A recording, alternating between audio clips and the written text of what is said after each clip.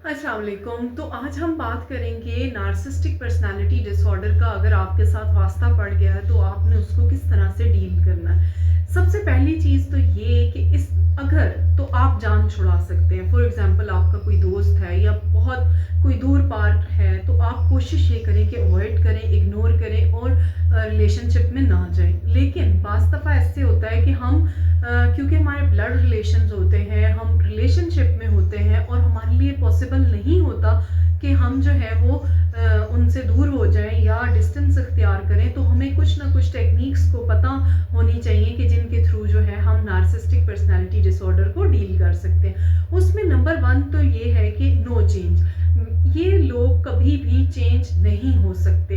Permanent trades होते हैं, personality disorder है, परवेसिव है, पर नहीं चेंज हो सकता।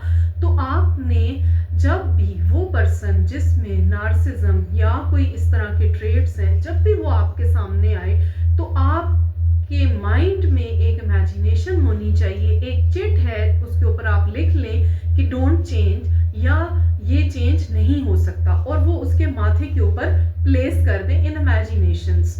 ठीक है, जब भी वो आपके सामने आए तो आपके दिमाग में एक जुमला आना चाहिए कि ये कभी चेंज नहीं हो सकता, इसलिए उसको चेंज करने की कोशिश भी नहीं करनी। नंबर 2 ये है कि आप रिएक्ट करना कम कर दें या छोड़ दें। यानी कि इमोशनल रिएक्शन किसी भी चीज़ के ऊपर आपने नहीं देना। वो आपकी बहुत ज़्यादा तारीफ करते हैं, आपको बहुत ज़्यादा प्लीज़ करते हैं और ऑल द टाइम कहते हैं कि you are very cute, smart और दिस एंड दिस थिंग, या फिर ये कि वो कोई बुराई करते हैं आपकी, पॉजिटिव या नेगेटिव कोई भी इमोशंस वो शो करते हैं।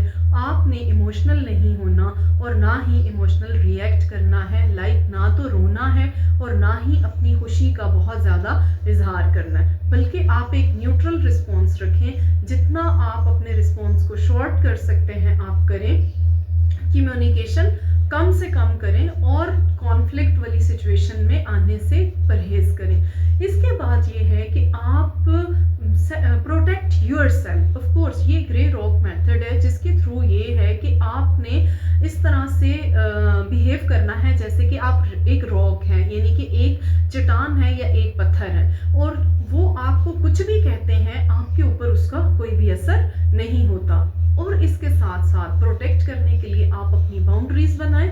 ठीक है, और बाउंड्रीज बनाना इसलिए बहुत ज़रूरी है क्योंकि ये लोग एम्पैथेटिक बिल्कुल भी नहीं होते। तो बाज़ दफ़ा ये बहुत सी ऐसी एक्टिविटीज़ में भी इन्वॉल्व होते हैं कि जो कि डेंजरस हो सकती हैं। तो आप अपनी छोटी बाउंड्रीज से लेकर बड़ी बाउंड्रीज जितनी भी हैं वो आप सेट करें। इसकी सिर्फ एक एग्जांपल मैं इस तरह से आपको दे सकती हूँ कि फॉर एग्जांपल फिजिकल अब्यूज़ जो है वो एक्सेप्टेबल नहीं है। आपने ये एक बाउंड्री सेट कर ली, आपने क्लियर बता दिया कि अगर इस तरह से होगा तो इस सूरत हाल में आप क्या करेंगे, आप किसकी मदद लेंगे, और ये उनको आपने कम्युनिकेट कर देना है।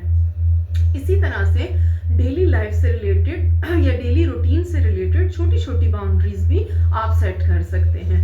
इसके साथ साथ नंबर 4 ये है कि आपने उनके बिहेवियर के ऊपर बिलीव करना है, उनके वर्ड्स के ऊपर बिलीव नहीं करना। यानी कि वो जो कह रहे हैं वो बहुत मैनिपुलेटिव होते हैं, बहुत सी ऐसी बातें करते हैं कि जिन पे उनका अपना भी उनको नहीं होता कि वो उस पर कोई अमल करेंगे।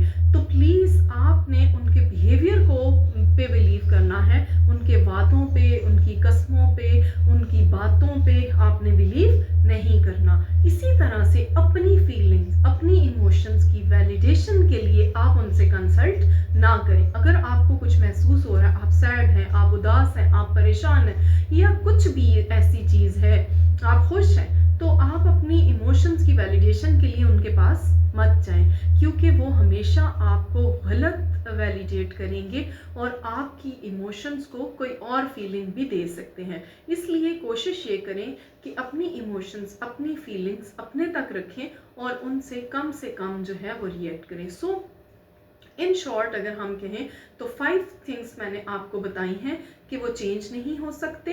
Protect your self from them, like behaviour या जो भी जिस तरह से भी आप कर सकते हैं। Believe on the words, not on believe on the behaviour, not on the words. And number 4, validate your feeling by your self, not from them.